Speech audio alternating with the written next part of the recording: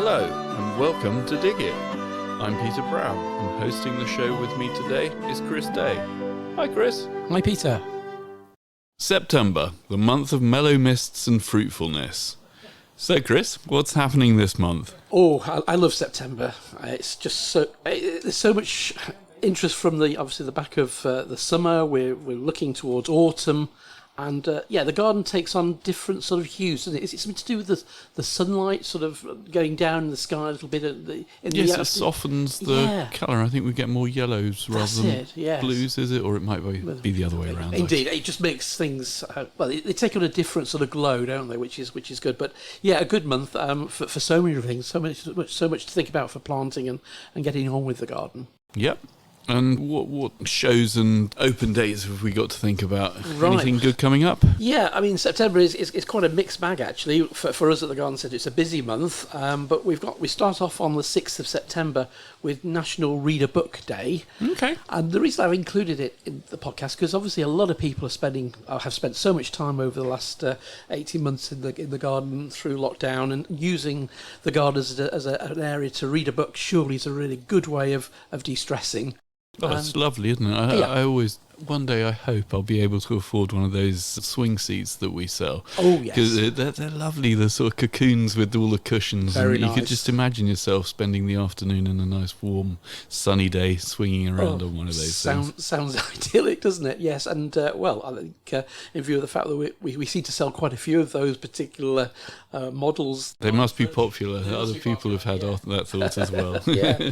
But so National Read a Book Day. So, yeah, Peter, are you reading anything at the moment which you can share? Yeah, I'm currently reading a few books, but I think one that's most interesting to me at the moment is Treatment-Free Beekeeping by David Heath. Or Heath. Okay. It's a book that's relevant to this time of year because normally we take the honey crop off the bees, and then once you've cleared the honey, you can then put all sorts of chemicals on if you're that way inclined. And obviously the reason you don't do it when you've got the honey on is because you're feeding that to humans, and we don't want to put any nasty chemicals onto our food. So, yeah, it's an ongoing debate in beekeeping about whether Varroa should be left alone to sort of parasitize bees, and then the bees learn to overcome the problem and sort themselves out, which a lot of beekeepers do think is the way forwards, whereas there's the other school of thought, which is you buy Apivar or something like that, put the strips on and off you go,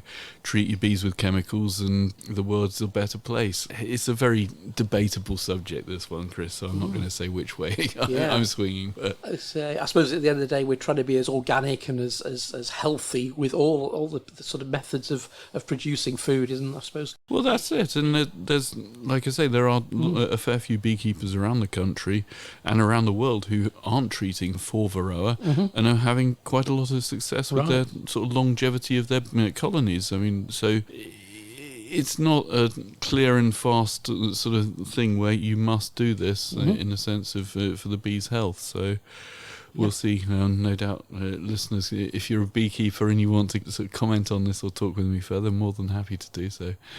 But like I say, I'm not an expert at this, so I'm reading the books. Yeah, well, that's it. That's how we learn, and and that's it. And how about you, Chris? What are you reading? Yeah, I must admit, I'm not into sort of an awful lot of fiction writing, but the one book I do sort of come back to this time of year, especially, is a book called Bulbs for All Seasons. Oh yeah.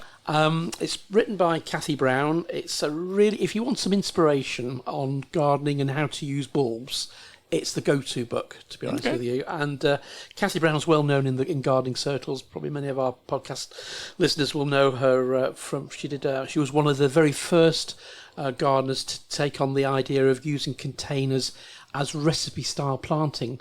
In fact, I think Cathy was described as the Delia Smith of the gardening world, because she basically created these wonderful recipes. So if you put this plant, and that plant in, you'll get these sort of results. So she's done the same thing with her bulb book. So inspirational, and sometimes and fantastic photography as well. So it's one of those books you can just sit down and you can dip in, dip out. It's set through obviously the 12 months of the year. So it's probably quite suitable for idiots like me who need some lots of help with their garden and sort of give me some plans on what I need to plant where. It's good. And when. Indeed, I think for the timings and things, it's quite useful. But also just to get some ideas, and that's what we need, isn't it? Especially, I mean, an example, if you've got a nice small tree, we're coming up in the next few months for tree planting. Yep. What balls can I put around the base of my tree? So those sort of quick fix selections. But no, it's a book for everyone, I would say. Brilliant. Okay. Yep. So we've got in the month of September the Chelsea Flower Show. So it is going to be very strange, Peter, because traditionally, of course, Chelsea's the third week in May. Yep. Every year, obviously down on the embankment there at the Royal Chelsea grounds, and we're all familiar with the sights and smells. So it's Chelsea as well this month, isn't it, Chris? It is, and traditionally, Chelsea is obviously in the month of May, the third week. That's in a way for garden centres the start of the very busy season, because it highlights to a lot of non-gardeners that actually perhaps it's time to venture in the garden. When you're seeing back-to-back coverage on the BBC, which is great, it really does enthuse you and inspire you to get in the garden. For it to happen in September, obviously, is a one-off. It's never happened before. And obviously the flower show was last disrupted back in the Second World War, so it is a major, obviously, change of style. And I think we've got something to look forward to, actually. I think we really need to embrace a September Chelsea. We don't know what sort of things it will bring. I mean, it'll be a different collection of plants, certainly. Yep. And obviously, garden designers creating those amazing show gardens are going to be really tapping into a different palette of plants to what we're used to in the spring. I suspect we won't see any alliums and rhododendrons. No, not unless they've been sort of, dare I say it, forced or heat treated or something to get them all. But is it all going to be autumn colours and things like that, maybe? I suspect we're going to see a lot of good late summer colour. So there's going to be a lot of really nice perennials and obviously some of the shrubs, because shrubs generally at this time of year are in flower, are getting less and less, apart from things like potentillas and such like. So it will be just interesting to see what plants to use. I suspect there'll be lots of foliage plants as well, which could only be a good thing. But no, we're looking forward to it, and obviously we'll see in the marquee there, the pavilion, a whole gamut of different exhibitors as well, because of course they're not going to be the usual ones we'd see in the spring. Excellent. We've got a busy show weekend coming up at the garden centre, haven't we? Yes, we're currently getting all ready for our apple and honey show weekend over the 25th and 26th of September. And of course, we had to take a bit of a break last year for obvious reasons. Yep. But we're going to be back bigger and better, hopefully, this year. Hopefully, yeah. With our special guests. We've got a great lineup on both days. Jerry Edwards, an RHS judge, a fruit judge, really good, knowledgeable orchard gentleman who knows everything about apples and how to identify them. Excellent. So he'll be doing the apple identification. So if people want to bring in an apple, or two, yeah, it's generally best to bring 2 or 3 in, isn't it? Yeah. And then because he often likes to eat them. It does. Whether we'll have to change that this time with COVID, I don't know. But we'll certainly to bring those. And if you can actually bring part of the stem with some leaves on, sometimes that's useful as well. That's a good idea, because the leaves are often different shapes and slightly different colours and things. That's aren't they? it. So yeah. So Joe will be here both days between 10 and 4 over the weekend to do that. We've got obviously the Midshires Orchard group as well, a very keen, enthusiastic group local to us at Milton Keynes who have an orchard, and they're going to be here hopefully doing a bit of apple pressing and juicing and just Brilliant. Generally connecting with our customers and explaining the processes. And we'll hopefully have our charity, Bobont, the Buckinghamshire, Oxford and Berkshire Wildlife Trust here too. So, and then on Sunday, well, it's the honey show, isn't it? It is, and it's a big one this year. It's the county show. Excellent. I'm always amazed. I can remember the first time I saw it, and before I'd even got into beekeeping, and the different colours of the honeys that you see. I mean, I didn't even know you could get black honey until I saw the honey show. It's incredible, the difference. And in the same way, the apples, I mean, I don't know, hopefully we'll be able to have our normal huge selection of varieties out on display. But I know certainly in seasons gone by, we've had sort of 40, 50, 60 apples, Indeed. Or different varieties of apples. And again, it's just incredible to see the difference in all the different shapes and sizes and the colours. And the names of some of them too. Yes. Yeah. Excellent. So that sounds like we've got a fun-filled month, and it's recycling again, isn't it? We're on. Yes. Towards the end of the month. Yep, following the 20th to the 26th of September, Recycling Week, which their motto this year is reduce, reuse and recycle. So it's the 3 R's. Yep. And it's interesting. I mean, obviously, certainly garden centres at the moment all in the tune of sustainability with the big peat debate going on, and obviously the use of plastics as well. So it's encouraging that this week hopefully will identify more things we can do in our own homes, our gardens, and obviously when we're shopping for sustainability. Well, certainly, I noticed putting my brown bin out, or black bin as it is now with the blue top. Very confusing. The other night, I've been cleaning out the shed and clearing out some old pots from the spring sort of bedding planting, and there was some grey ones there that were sort of recyclable, and there was some I suppose taupe brown sort of coloured ones as well. That again, both recyclable, which is nice because I know I bought them in the spring this year, and there was still unfortunately a black cell pack in there, which because of the black pigment in the pots that they can't be recycled, but hopefully as time progresses and more suppliers to move over to the different sort of more recyclable plastics for the pots, we'll be able to get 100% behind that as they come. I think it's interesting actually. Over the last few weeks I've noticed with the plant deliveries coming in through the summer, there's a lot more movement to the taupe pots now, which is great news. And also I think getting the message over to everyone that if you are a gardener and you grow and propagate your own plants, is obviously just try and reuse your pots as well. I think I'm onto my fourth or fifth year with my my poly pots for my potatoes in bags. And they are nigh on indestructible. They might get pulled about a little bit. They might become a little bit misshapen, but actually they hold their shape well. And what I have been doing as well, Bags for Life, which obviously supermarkets promote, the slightly more expensive ones, when they eventually do rip, they make perfectly good pots as well.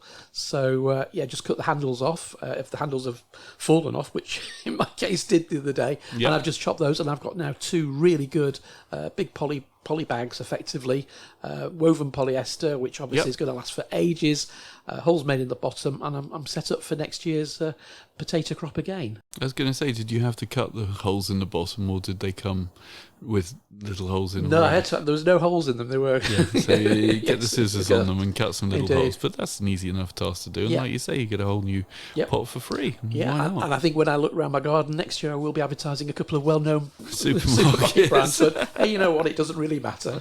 Adds a bit more colour. Brilliant. We had a fantastic evening the other week, Chris, harvesting potatoes. I took James and Freya down the allotment and dug up our first row of Desiree potatoes. And it's such a fun challenge when you get the fork in and sort of turn the soil over. What am I going to pull up? I love it. I'm sure my children get some of my desire for digging things up from me, but they seem to love it.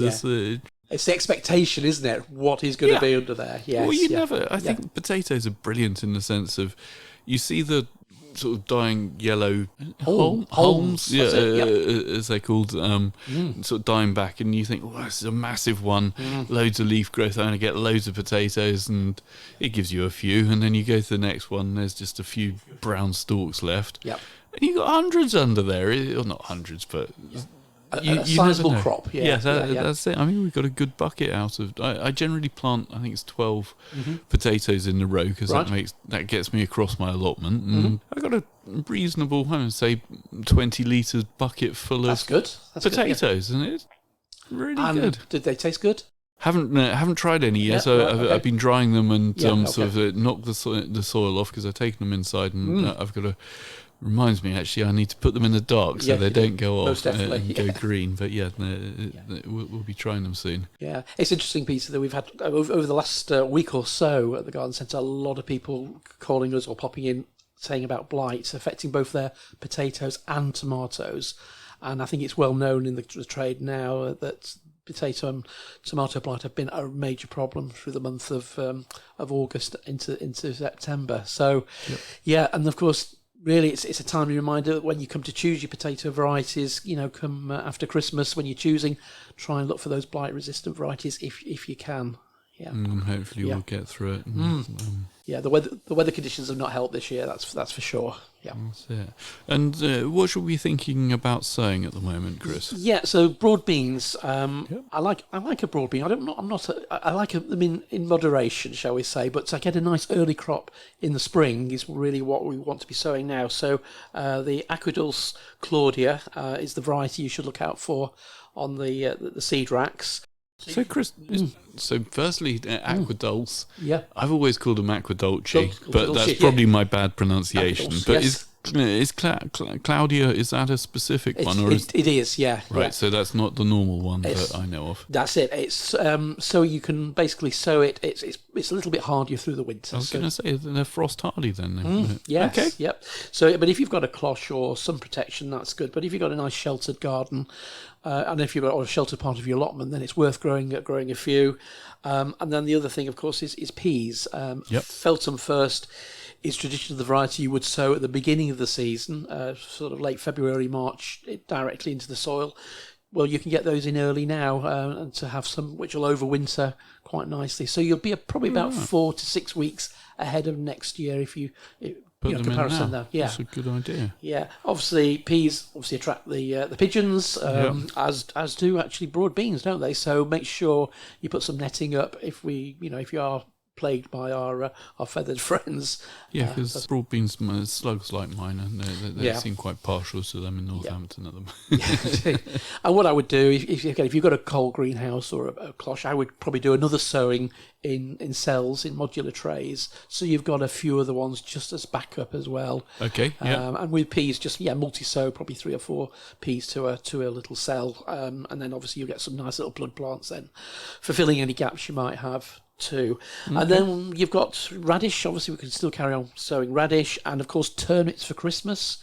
If you're early in the month of September, they'll give you a nice crop of small roots for lifting then. Of course, the smaller roots should have produced a decent size, which will be quite sweet as well, because turnips long-term wise can get a little bit bitter, but if you're growing them as a faster growing crop, they should have a bit more flavour.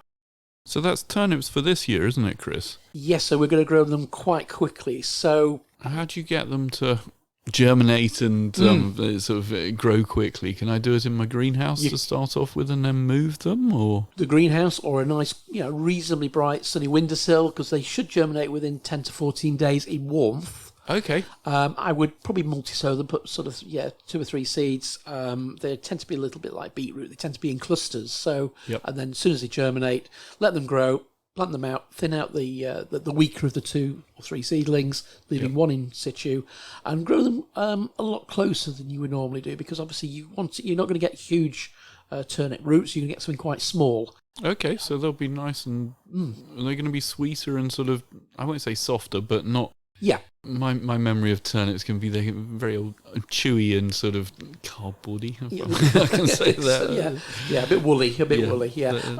So they're going to be larger than the spring onion. Okay. But they're not going to be large as your normal traditional. So more sort of carrot size. Yeah, carrot size. Yeah. Excellent. They're the nice ones. I like those. Yeah. Ones. So and it's a bumper crop. It's an extra crop within your crop rotation, and they don't take a lot of space. And if you've got a reasonable sized container or a raised bed, they'd be perfect in that location as well. And I'm guessing parsnips are similar to carrots and other root vegetables, where you don't want too many stones in the sort of trench that you're growing in. So dig a trench, get the sieve, and take all the big rocks and things out, and put lots of sort of well-rotted manure and compost in there. Yeah, make sure the soil is not too rich. However, getting rid of all those stones is critical, really, especially when you want it to grow, good shaped. And again, if you're long-term wise, if you're wanting to grow those roots for storage, it's even more important that they are nice and clean and undamaged. Excellent. And any other things that we need to be thinking about? Salad crops, presumably we'll get one last sowing of. I would go with it. Fingers crossed that the month of September and October are going to be kind to us. Salad crops. So you've got obviously your mustard leaf. Obviously your winter salad mixes, which you get at the garden centres, mixed bag varieties in packets. Winter lettuce, obviously winter density is the one to go for, especially if you've got a cloche. Some cloches or a cold frame or a border in your greenhouse, so you get some nice, good sort of, they're almost like a little cos lettuce, which will then mature over the winter period as well. And of course, spring cabbage, if you've not got those in, get those in as soon as you can for next year too. It's not too late. Brilliant. Okay. And something else that I know the fancy chefs have been doing for a while now, edible flowers. And certainly up until a few years ago, I'd never eaten a pansy or a viola. But I know that someone told me that these lovely little purple flowered violas I could eat, and I tried one, and they're quite peppery and really quite nice. And then I was thinking, well, actually, there's a lot of plants that we do eat. I mean, you think of the Turkish cuisine and how they use vine leaves a lot in wrapping up food. And I love their vine leaf sort of wraps. I think I don't know if that's the proper name for them. The Greeks do it as well, don't they? Greeks like their vine leaves. And then there's all sorts of different things that we don't normally eat, and there are so many plants that you can actually eat, aren't there? Yeah, and I thought I'd just mention that edible flowers, if you want to sow some for next year, now's the time to sow things like cornflowers. Now, cornflowers are great they're wonderful. I mean, traditionally cornflowers are blue, but you can buy mixed colours now, white and pink and sort of mauve shades as well. So there are hardy annuals, so sow them now and they'll just carry on growing through the winter, and then they'll be flowering again 4 to 6 weeks, that magical calculation that they will flower a lot earlier than those sown in the spring. So get a head start with those. Pot marigolds, calendulas. I've grown a lot of those in my garden this year, and again, they're really useful. They go to seed very quickly, so you've got to gather the flowers quite quickly and fresh. So literally, the flower will open, so you need to harvest it really that day. So they're quite specific there. And then you've got obviously nasturtiums. Again, a lot of people will be enjoying those in their hanging baskets and pots now. I notice in my little wildlife area, they're starting to appear quite late in the season because they grow there every year. Yeah, so they self-seeded. So that'll be a bonus. They're very, very peppery in flavour. And of course, with nasturtiums, you can eat the leaves and the flowers. So sweet violets, sage, and what else we got? Hollyhock flowers as well. So give those a try. And another tip for you, I'm sure you might have tried this already, Chris, but put some mint leaves in, or spearmint leaves in your ice cube trays as you're making ice cubes. And then if you're having a mojito of an afternoon, you can pop a minted ice cube. Sounds good. Yeah, that's good. Yeah. And the first one actually on the list was borage, and borage, of course, you can pop in ice cubes too. They look lovely, don't they? With their little yellow flowers. Not their little blue flowers. Yeah, indeed. And the other thing I put on the list as well, because obviously we're harvesting at the garden centre our wonderful courgettes at the moment. The courgette flowers and the squash flowers and the marrows and the pumpkin flowers can be deep fried. Now, I have to say, I've never tried a deep fried. Sorry, Chris, you should have. If I'd known that, we did some last year because obviously we grow all the courgettes and squashes here for sale over the summer, and with so many hundreds of flowers, I took some up to the kitchen and they made a tempura batter, so it's a nice light batter, and made some deep fried squash flowers for us, and they were perfect. They were nice. I think not the most flavoursome of things I've ever eaten, but nice and crunchy and a bit of definitely a bit different. A good talking point at your without a doubt. Yeah, indeed. Yes. So it was quite easy to do from what Josh was saying. So thoroughly recommend them. Fantastic. Yeah. So with all this talk of food, Chris, I guess it's about time we thought about jobs to burn off some of the calories. What are we going to do this month? Yeah, well, traditionally September and October are the perfect months to sow new lawns. So, or overseed an existing one. So, of course... So get the scarifier or the rake out. And that's it, rake out all the moss and dead grass and stuff out of your lawns. That's it. And I think this year, because we've had quite a lot of rainfall, moss is going to be a problem, actually. But certainly clover's doing well in my lawn this year. Okay. It's, the ongoing battle with the clover and the moss, isn't it? Yeah, but if you're thinking about actually creating a new lawn, then I mean the reason why we always say September and October is that the soil conditions are usually pretty good. The soil's fairly wet. We're getting quite heavy dewfalls in the evening, which is good. That puts moisture on the seeds as the plants are basically sown directly onto the soil. Yep. And of course, it gives the seeds sort of 6, 8, maybe 10 weeks to put on a decent root system before the start of winter. Before the frosts come, everything slows down for winter. Yeah, and I think historically our springs have been so much drier and hotter, so try and sow a lawn in March and April really has been, certainly for the last 3 years, a bit of an uphill battle. So let's work with nature rather than perhaps against it. And hopefully it doesn't deluge down with rain and wash all the seeds away. No, that's true. So, indeed. So, I mean, obviously, if you've cleared the area, make sure, obviously, the most important thing with a new lawn is to get rid of all the perennial weeds and annual weeds. And how you get rid of those is a bit debatable these days. You know, obviously, there are herbicides out there which will kill everything. Yep. Or you could do it the traditional method and just clear it by hand and rake and remove all the weed seeds and the perennial weeds. But really, the most important thing is that the area is nice and clear, and then just work on some compost, try and get a nice level with a rake, and traditionally, grow more fertiliser is what you apply usually a few days before you sow your lawn seeds. So grow more obviously is a very balanced 777 fertiliser. Put that on. That just peps the soil up. So when you sow your seeds, there's a bit of goodness there to give them a really good start. Okay, brilliant. Yeah, because I guess autumn's not far around the corner now, is it? So we've got to start thinking about all the autumn leaves. Indeed, yes. And I think, certainly if you've got a pond or any water features, keeping the leaves out of the water is obviously very important, isn't it? Yeah. A little story from when we used to have the aquatics department here. I had a gentleman who had a pond with a load of willow trees over it. And so every year, he came in one year and couldn't work out why all his fish were dying. And we looked at them and there was nothing that obvious other than they'd all died with their mouths open, which often you can determine that they might have suffocated or there's something wrong with the sort of the chemicals in the water or something, and couldn't work it out. And eventually got to see the pond, and it's surrounded by willow trees, and obviously willow is very poisonous when it gets to a sort of critical mass in a pond, and his pond was obviously not a flowing pond, it was just a stationary body of water. So over the years the willow leaves have built up and built up and built up, and eventually got to a point where it had become so toxic that the fish died.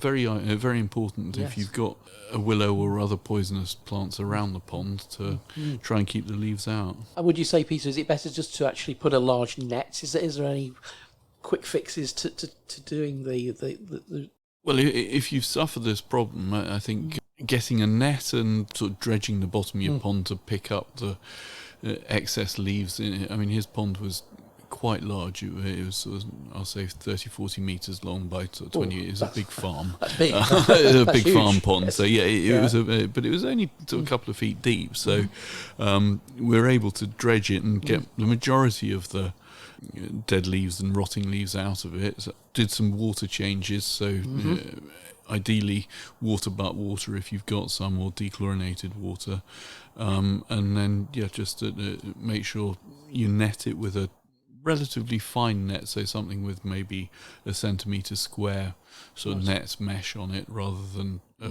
big open mesh net, which won't obviously keep the leaves out. So, but by doing that, I suppose you're going to get rid of any other problems like duckweed and algae too, if you are using a net. Well, for fishing the stuff out, you can certainly fish out the duckweed, and I mean, that's a very laborious task. It is one way of keeping the duckweed at bay, but it depends on the size of the pond and how much duckweed you've got. There are other ways of doing that. That's certainly can be a bit of a problem plant. But equally, in any plant that's growing in the water is taking nutrients out. So if you can then remove the plant during its growing cycle and not leave the nutrients to go back into the water, it's a good way of filtering the pond and keeping the water clear. That's good. And I suppose, when you're taking anything out of ponds, I always understand the rationale is you always leave the debris you remove close to the water's edge, just in case you pick up any yes, any newts little and frogs and things like that. Yeah. Yeah, definitely. That's always a good point, Chris. And yeah, there's certainly with newts around these days, it does seem there's quite a few of them about, and they do like to live in the bottom. Yes, indeed. So if you've got a pond, try your best to keep those leaves at bay. Or if you're thinking about putting a pond in or planting a tree, just be careful about the species you put close. Yeah.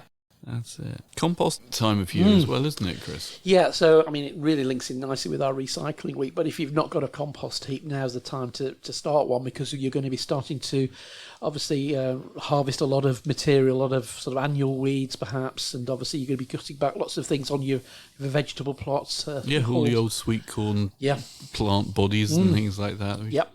And if you start harvesting back your runner beans when they've started to finish, then you're going to have all this wonderful produce which you don't want to go to waste. So, invest in a compost heap. I mean, they come in all sort of shapes and sizes. I mean, at the garden centre here, we have the sort of typical sort of Dalek type with sort of a front-loading Dalek with a sort of chute at the bottom. You just open the top.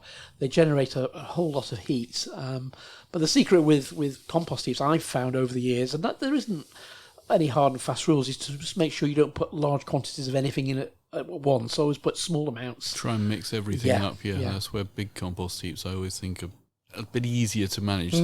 Something sort of 2 meters by 1 meter wide, and then that way you can scatter like a lawn cuttings all over the area, rather than having a couple of foot of lawn cuttings in a very small sort of confined area. And like you say, but I'd never realised how easy compost heaps are to make. I mean, fundamentally a big box, lots of air, if you can make it so you can get lots of air in and turn it over possibly once a year if you can. Ideally twice a year, I think, is the recommended, isn't it? It is, If you want to really go to town, there's something called Garotta. Yes, which, an activator, isn't it? And that's an activator, but it's such a simple thing. And even if you do nothing other than pile it all up in a big pile and leave it for a couple of years, after a couple of years, you'll still have something that's really usable and beneficial to put back onto the soil. Definitely. And normally we'd say at this point, make sure you water your compost heap. But this year has been fine. I've not had to water mine at all. But the heat generated. I was watching Fireman Sam with James the other day, and even Fireman Sam was covering the compost heap, and how if you get air into it at the wrong time of year, you can obviously start fires in compost heaps. But, And the other thing I did last year, I've got a log burner at home, so all the wood ash I was saving and putting a little bit around my roses, but not overdoing it, but keeping it back and using that as an activator. So just putting a couple of handfuls on that every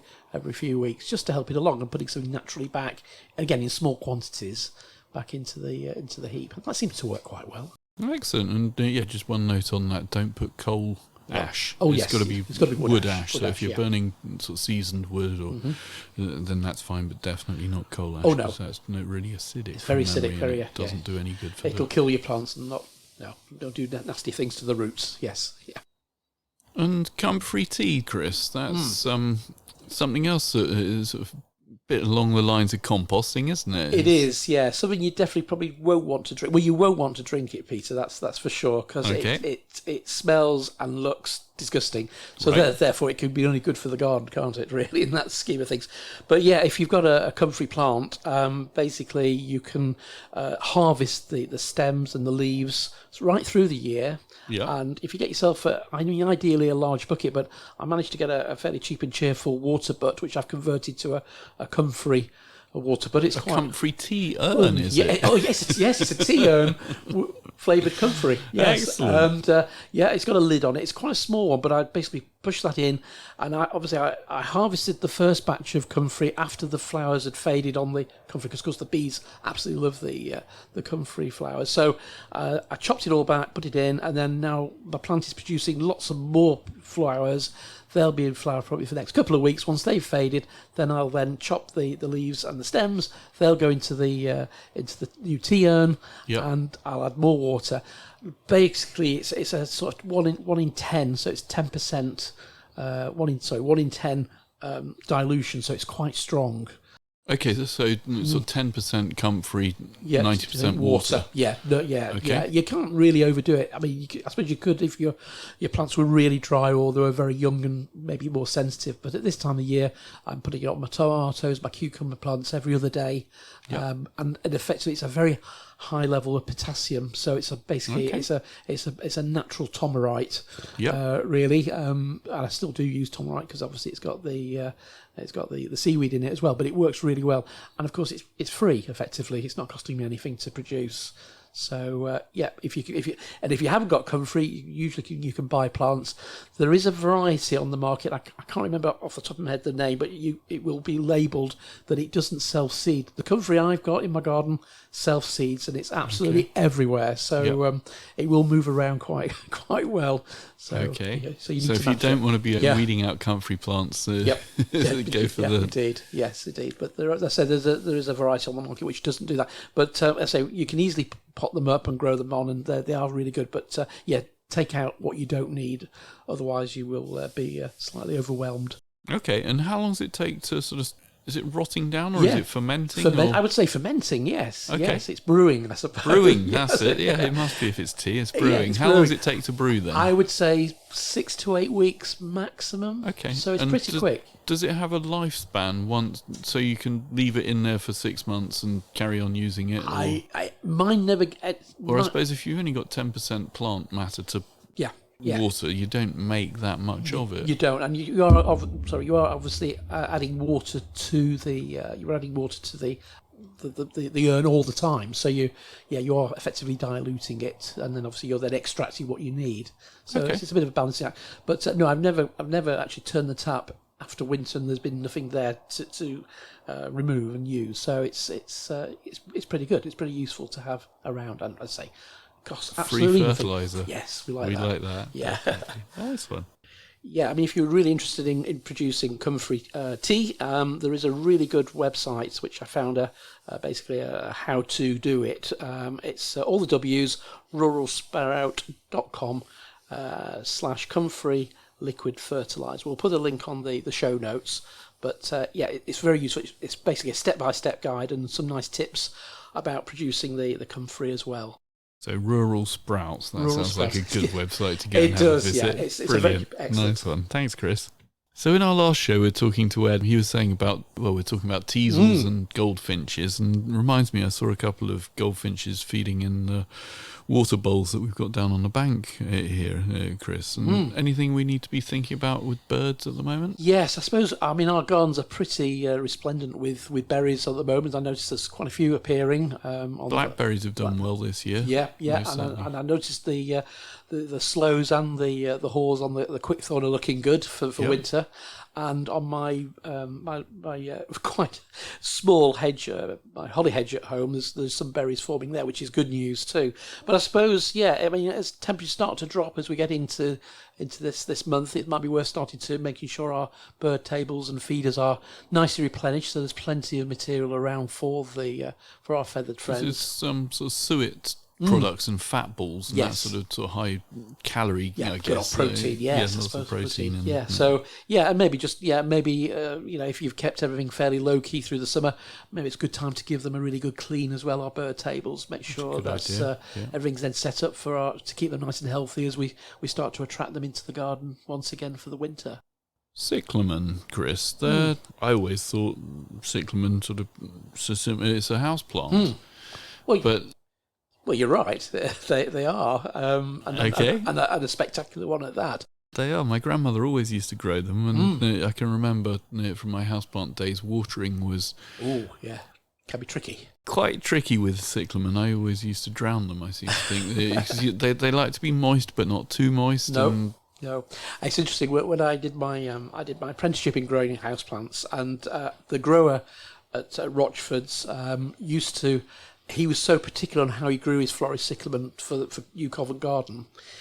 On his crop he would get a light plank wood and get a spirit level, and he would check that the crop was on a correct type of bench, that it was totally level, so he got the uniformity of his crop, and he would be absolutely pedantic about this. And he produced amazing cyclamen, all obviously the same height, and of course producing these wonderful flowers, which of course come in a multitude of colours, and of course a lot of them are scented now. Yeah. So you could take it to the nth degree, but as a houseplant, for cool, cool, bright windowsills, you cannot beat a forest cyclamen. And was he growing them on a flood bench?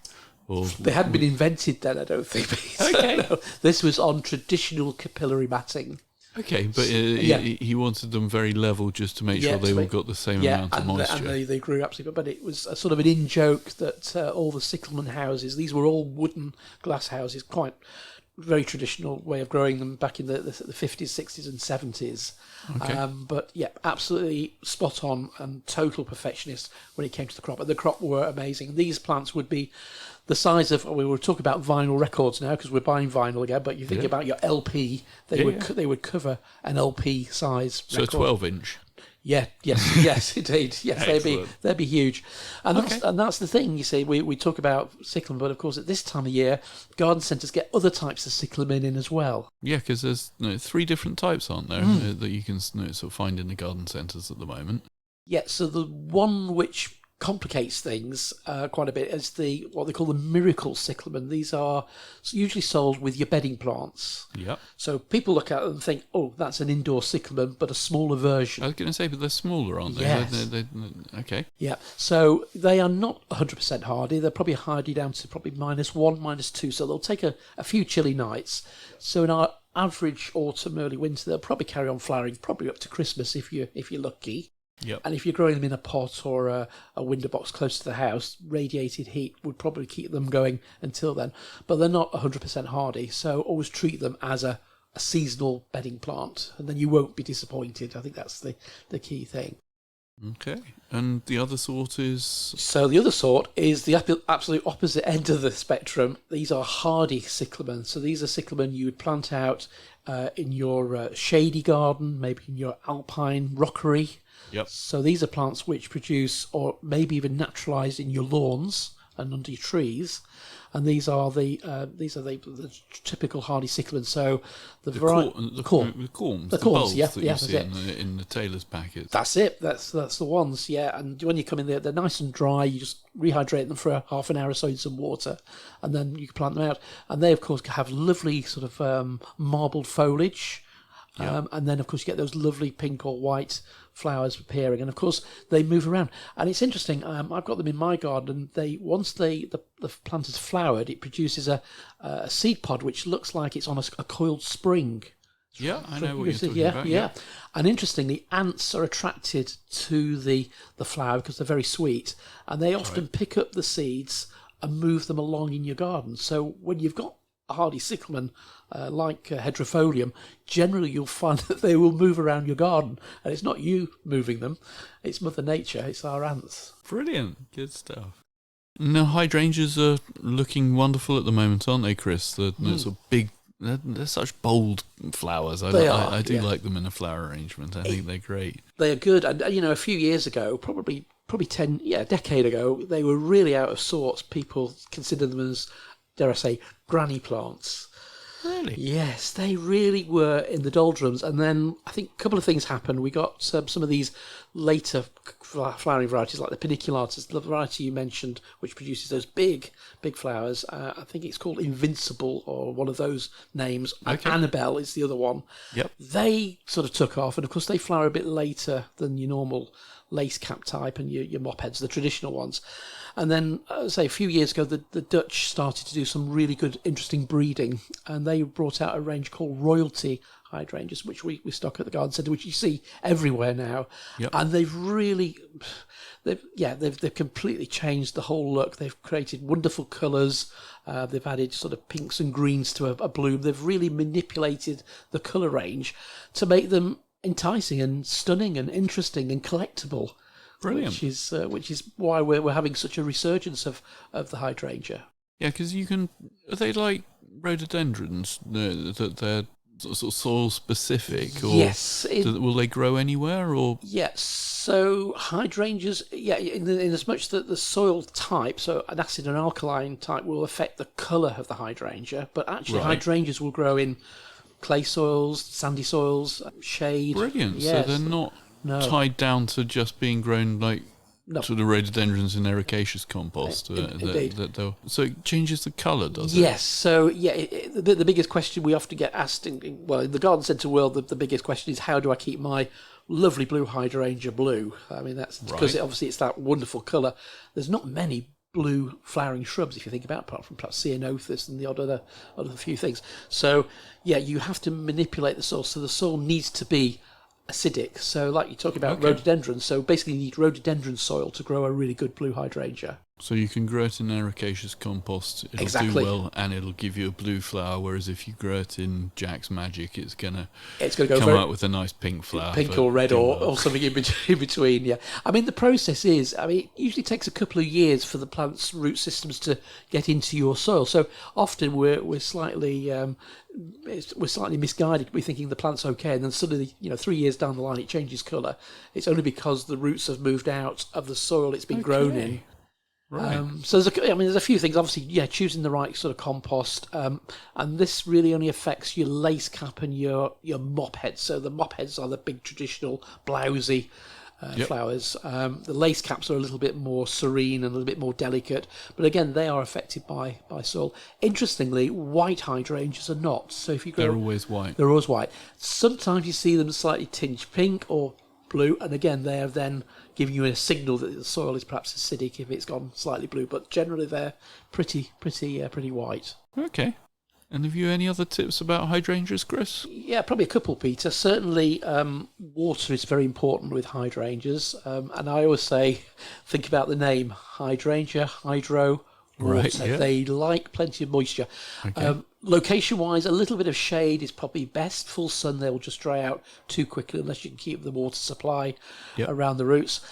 Feeding-wise, it's quite important that you do give them a little bit of feed. And often, at this time of the year, they can look a bit yellow. Yeah, the leaves go yellow, don't they? Yeah, so and sometimes it's the lower leaves. Sometimes the whole plant can look quite chlorotic. So you get this, what they call... it's like an interveinal chlorosis, which sounds awful, but it's basically green and yellow sort of margins to the leaves. Yep. In that case, give them a really good feed. And is that lack of iron, or is that just lack of... Yeah, that's it. Yeah, iron deficiencies. So, so the usual things. I mean, a sequestered iron tonic would be perfect. I always think that's the synatogen for plants. Yeah. It gets them going nicely. Or, any of the soluble plant fertilizers like Miracle Grow or Phosphagen mostly have a little bit of iron in as well, so that might be enough to get the plants nice and green. But if they're looking very, very pale, yes, then a bit of sequester will do a world of good. And if you've got a hydrangea which isn't showing its true blue colour, then give it a little bit of a hydrangea colorant, and that really needs to be applied in the spring, and again around about this time of the year, to keep the chemical process around the roots engaged, to keep the plant nice and blue in future years. Great, thanks for that, Chris. Okay. So our next show, we've got an interview with Ian Clark from Taylor's Bulbs, haven't we, Chris? We have, yes, and we're going to look sort of behind the scenes on how bulbs are produced, the processing of a young bulb from planting to fruition, and how it gets into the garden centre. Plus, we're going to get lots of hints and tips on growing lots of those wonderful spring bulbs, which are obviously adorning our garden centres and supermarkets everywhere at the moment. Yeah, because I've learnt some really interesting things on tulip growing and pointing about how to plant fritillarias. Yes, yeah, it's very insightful, and Ian certainly, I'll say, knows his onions, but obviously he knows his dahlias and his tulips and his narcissi and everything, and potatoes, everything.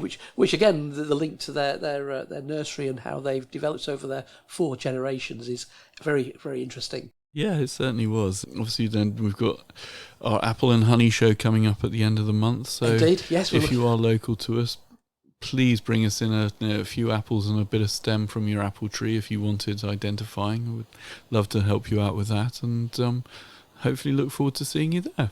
Indeed, and we'll have obviously our wonderful Bucks County honey show obviously on the Sunday as well. So a full weekend of entertainment is guaranteed.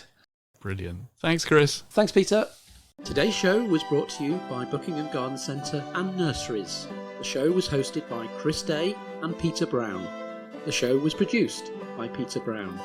And our thanks to Chilton Music Therapy for providing the music. Thanks for listening. At Chilton Music Therapy, We want everyone to know the difference that music can make in their lives, from parents and their premature babies in hospital to grandparents with dementia. We provide music therapy and community music services to people of all ages and needs across England. We work both digitally and in person in people's homes, care homes, schools, hospitals and hospices.